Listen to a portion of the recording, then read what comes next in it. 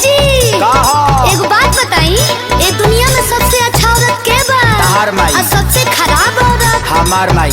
ये दुनिया में सबसे अच्छा आदमी के बा? तहार बाबू। और सबसे खराब आदमी? हमार बाबू। अच्छा एगो और बात बताई, ये दुनिया में सबसे आज्ञाकारी लड़का के बा? तहार भाई। और सबसे बदमाश लड़का?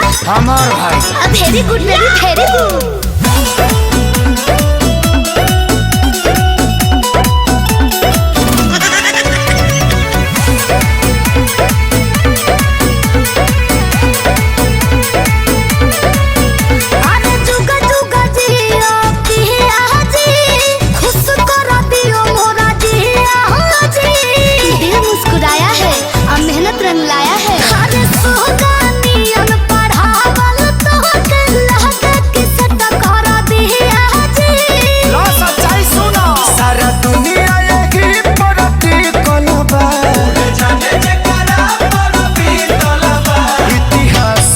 पाना में लिखल बा मेहरा रूस के हुन जीतल बा। इतिहास के पाना में लिखल बा मेहरा रूस के हुन जीतल बा।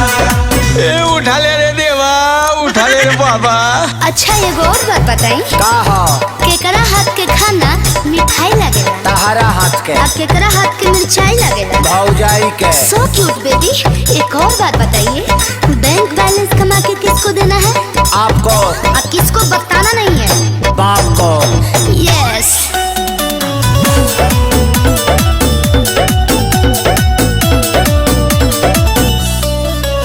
हाँ कल जुग के है सच्चाई बाहो।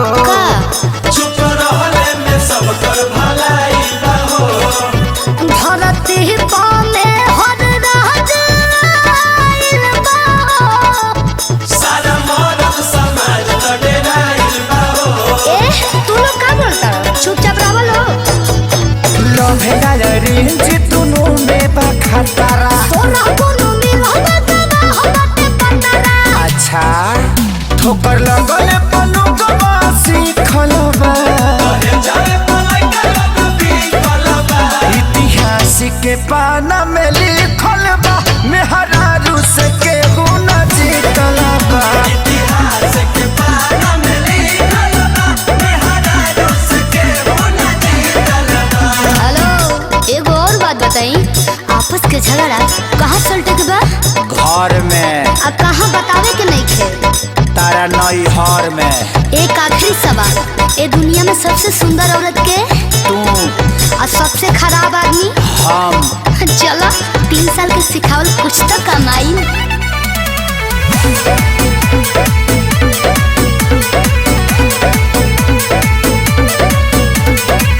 सब कर इंजान भइल सीज बाहो।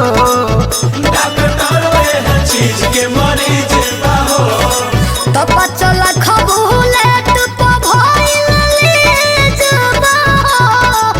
बोल जान खोलो भौजी प्लीज बाहो। हटिए तो बात मत करिए मेरे से। का है? अरे लागे खिसियाई गइलू हमारा से प्यारी। बात नहीं करब तो तेरा खेल खेसारी। अरे मान जाना दगो तो नीलो हो विधि कलबा।